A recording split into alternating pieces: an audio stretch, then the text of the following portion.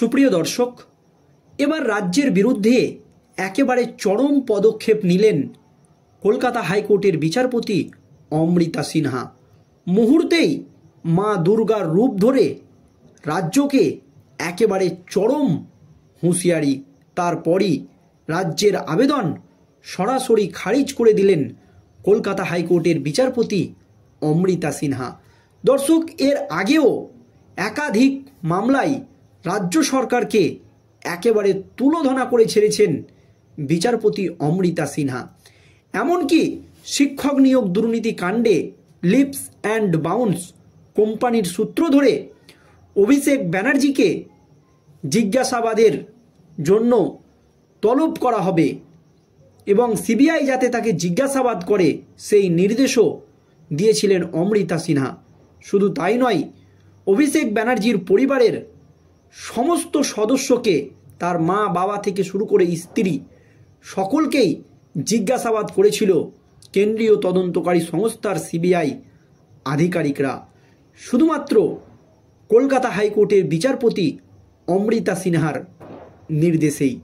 আর এবার রাজ্যের বিরুদ্ধে একেবারে চরম পদক্ষেপ কলকাতা হাইকোর্টের বিচারপতি অমৃতা সিনহার। তিনি পরিষ্কার জানিয়ে দিলেন, রাজ্য যে আবেদন করছেন সেটা সম্পূর্ণ ভিত্তিহীন। তারপরই রাজ্যের আবেদন সরাসরি খারিজ করে দেন কলকাতা হাইকোর্টের বিচারপতি অমৃতা সিনহা। তারপরই রাজ্যকে একেবারে চরম নির্দেশ, আপনি এক্ষুনি সিদ্ধান্ত নেন, সভার অনুমতি দিন। কি হয়েছে ঠিক দর্শক দেখুন, 10ই ফেব্রুয়ারি থেকে রাজ্য জুড়ে শুরু হয়েছে মাধ্যমিক পরীক্ষা, চলবে আগামী 22শে ফেব্রুয়ারি অবধি। এরই মাঝে আগামী রবিবার বর্ধমানে সভা করতে চেয়েছিল রাষ্ট্রীয় সংঘসেবক সংঘ তথা আরএসএস। এই নিয়ে পুলিশের অনুমতি না মেলায় জল গড়ায় কলকাতা হাইকোর্ট অবধি। তার এই ঘটনার প্রেক্ষিতে বড় নির্দেশ দিলেন কলকাতা হাইকোর্টের বিচারপতি অমৃতা সিনহা। মাধ্যমিক পরীক্ষার কথা বলে বর্ধমানের সাইক কমপ্লেক্স মোহন ভাগবতের সভায় বাধা দেওয়ার অভিযোগ উঠেছিল রাজ্যের বিরুদ্ধে, অর্থাৎ রাজ্য পুলিশের বিরুদ্ধে। বর্ধমান রাজ্য পুলিশ এর তরফ থেকে অনুষ্ঠানের অনুমতি না দেওয়ায় বৃহস্পতিবার উচ্চ আদালতের দ্বারস্থ হয় আরএসএস। মামলা দায়ের করা হয় জাস্টিস সিনহার এজলাসে। এবার তার প্রেক্ষিতেই শর্ত সাপেক্ষে রাজ্যের আবেদন সরাসরি খারিজ করে মোহন ভাগবতের সভার অনুমতি দিল উচ্চ আদালত। তার পাশাপাশি রাজ্যকে একেবারে চরম হুঁশিয়ারি অমৃতা সিনহার। এদিন মামলার শুনানিতে বিচারপতি সিনহা জিজ্ঞেস করেন, রবিবার স্কুল ছুটি, তাহলে সমস্যা কোথায়? রাজ্যের কেন এত সমস্যা? স্কুল ছুটির পরেও কেন রাজ্যের সমস্যা? এরপরই সভার অনুমতি দিয়ে দেয় আদালত। হাইকোর্টের নির্দেশ, আগামী রবিবার বর্ধমানের সাই কমপ্লেক্সে 1.5 ঘন্টা অনুষ্ঠান করতে পারেন রাষ্ট্রীয় সংঘসেবক। তবে পরীক্ষার্থীদের যাতে কোনো রকম পড়াশোনার সমস্যা না হয় সেই দিকে আয়োজকদের নজর রাখতে হবে। বিচারপতি বলেন, আয়োজকদের শব্দ নিয়ন্ত্রণ করার চেষ্টা করতে হবে, যতটা সম্ভব কম শব্দ ব্যবহার করতে হবে।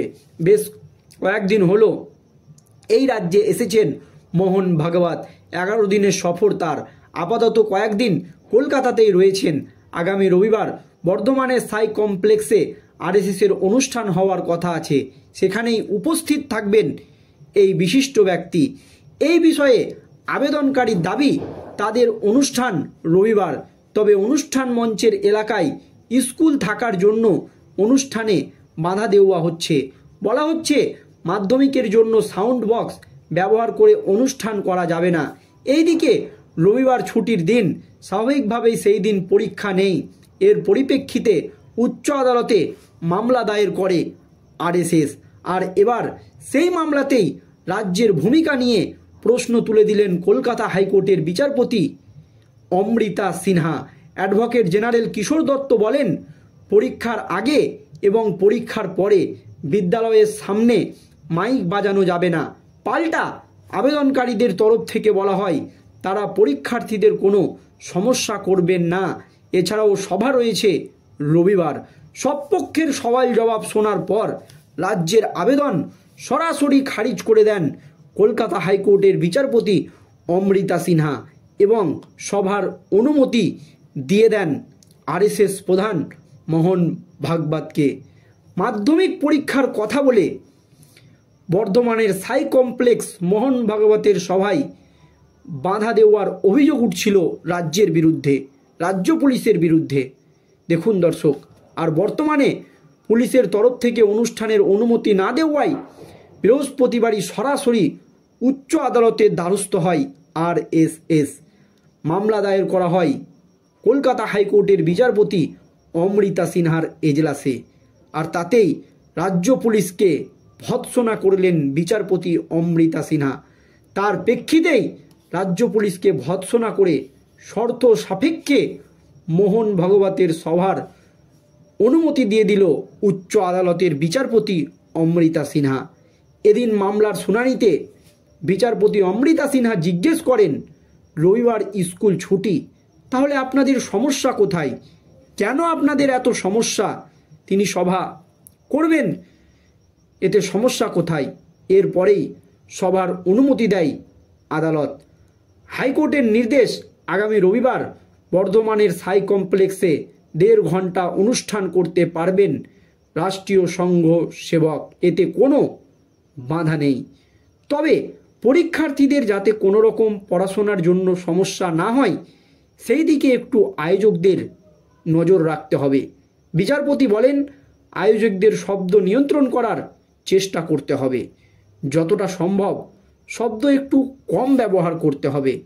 যেহেতু সেদিন রবিবার, পরীক্ষা নেই, সেক্ষেত্রে সেই রকম কোনো সমস্যা হবে না। রবিবারের পরেও কেন রাজ্য পুলিশ সভার অনুমতি দিল না, এই প্রশ্ন তুলে দিয়েছেন বিচারপতি অমৃতা সিনহা। বেশ কয়েকদিন হলো রাজ্যে এসেছেন মোহন ভাগবত। 11 দিনের সফর তার। আপাতত কয়েকদিন কলকাতাতেই রয়েছেন।